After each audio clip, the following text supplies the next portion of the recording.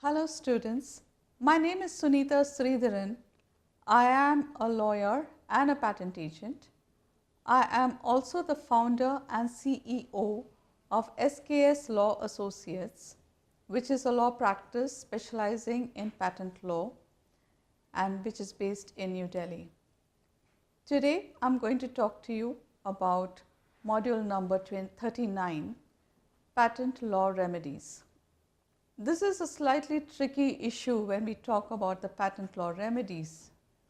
What is a remedy? Under the law, if there is a problem, then we ought to be able to remedy that problem. And how do we go about remedying that problem? And what are the problems that the patent law envisages? We shall go through them very briefly today.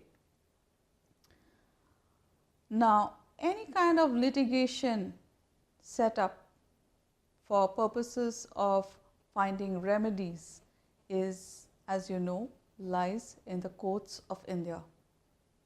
The courts of India, the civil courts and the criminal courts, that is the courts which have civil jurisdiction, criminal jurisdiction or both, are very clearly defined by the way the Code of Civil Procedure and the Code of Criminal Procedure handled a particular set of subjects. The rights that accrue in cases of rights and duties and finding remedies accrue from the Constitution of India. So right at the top we have the Constitution of India, under which we have the Code of Civil Procedure and the Code of Criminal Procedure, and then we also have the various acts which decide on how or what amounts to an offence or what amounts to a civil wrong.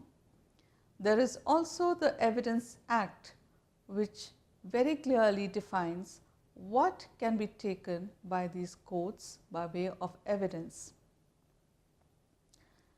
And apart from the various statutory laws, we also have the common law of torts, where again we may seek remedy when a court is deemed to be sitting in equity. So very quickly, to sum up, we look at the Constitution of India, which lays down the rights and duties.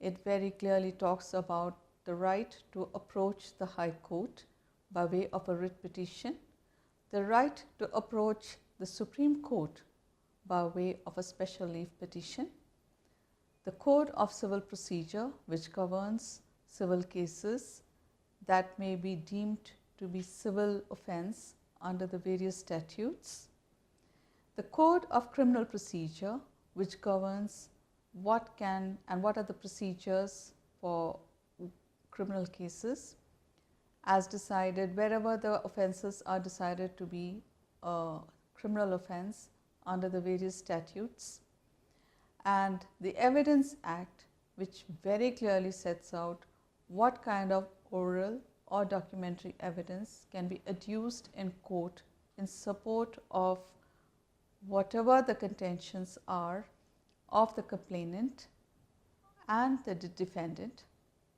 And above all this, there is an equitable right which can be, for which a remedy can be sought under the common law of torts. Now, coming back to what are the rights under the Patent Act, because we are looking at a particular statute, and in this particular module we will be talking about the patent law. Very quickly, to touch upon the rights of the under the statute, one of the most significant, most important right is the right of the patent owner. As you are aware from your previous modules that you have studied, Section 48 clearly enshrines what amounts to the rights of a patent owner in cases where his invention is a product, and also in cases where his invention is a process. So to quickly sum up, the right under the Patent Act of a patent owner is territorial in nature. It will extend only within the jurisdiction of India. The rights are subject to the exceptions laid out in the various sections, including section 47 and 49 of the Patents Act. The patentee of a product patent has exclusive right to prevent unauthorized third parties from making, using, offering for sale, selling or importing for the purposes that particular product into India.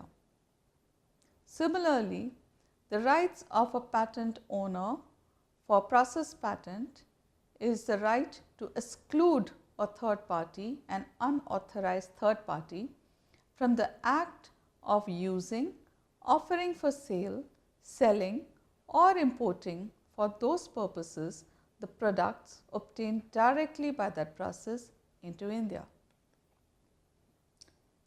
Also, to quickly sum up the significance of a patent, and this is very important because law is evolving.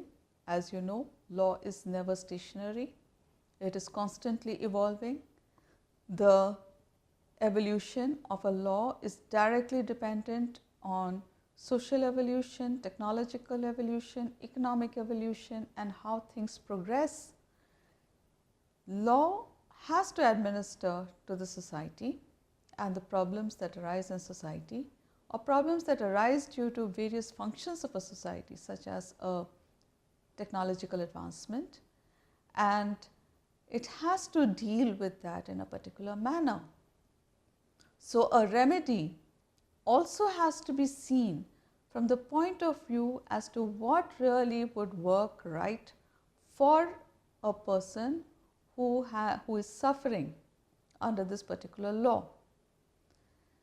The suffering in this case need not always be the patent owner.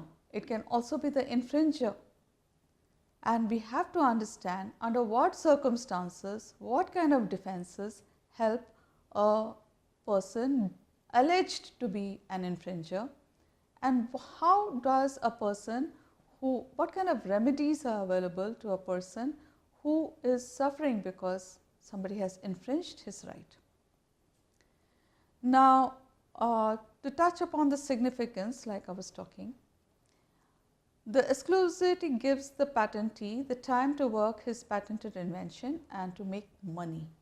So, the underlying need here is to commercialize, and that commercialization, when effected by third party usage, can cause great harm to the patent owner, and therefore he seeks a remedy. A patent is seen as an award to the inventor for inventing something and contributing to technological advancement of society. So, every time there is a technological advancement, there is a requirement to understand whether there is any kind of infringement, because as you are very aware, in certain areas of technology, there are platform technologies and there is patent pools which are put together which create a particular technology. This is quite opposed to a patent which is granted for a very useful molecule, a pharmaceutical molecule, and it is only that particular molecule which is the blockbuster, and for the next 20 years that is what brings in the money. Look at the technology in areas of information, communication, these areas of technology.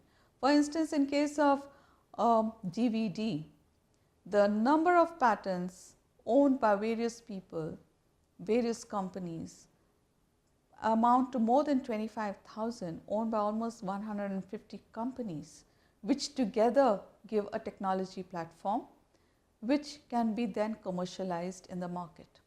In such a situation, it becomes extremely important for a patent owner to understand at which stage his invention, his patented invention, has been infringed by another party, and what are the remedies that he can get, and would his seeking that remedy create a problem for him by which he will end up losing money in the market, and reputation in the market. There are many examples in India and abroad which gives a very clear indication as to how a bona fide patent owner can suffer adversely when he takes a matter to court by way of losing money or by way of losing business or even by way of losing reputation.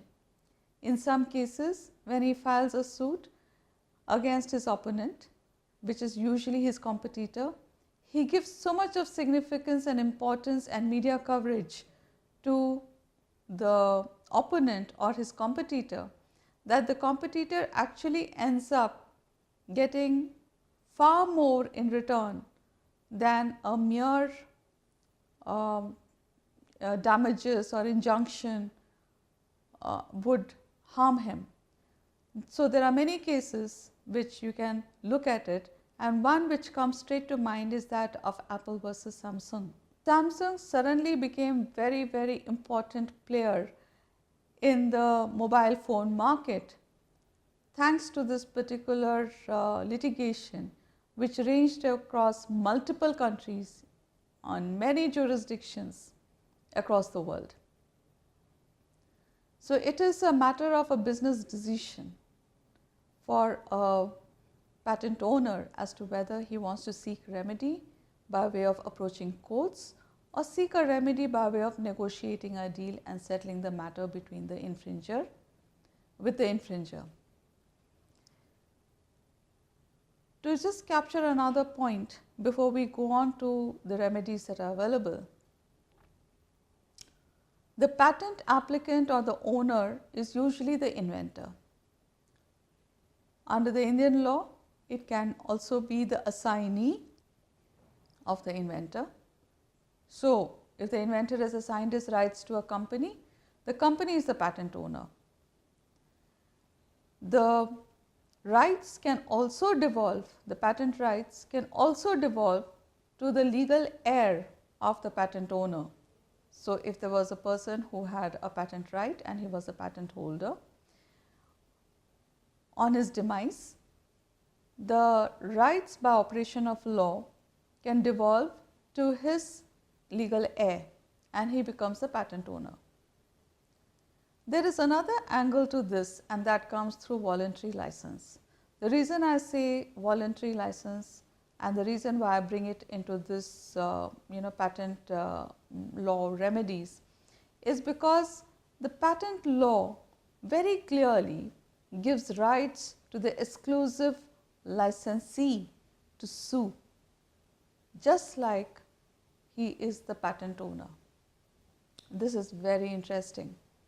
So, we are talking about an exclusive license holder, and as you understand, an exclusive licensee and a non-exclusive licensee. The difference between the two is, in case of an exclusive license, the exclusive licensee excludes even the patent owner from having rights to exercise his rights.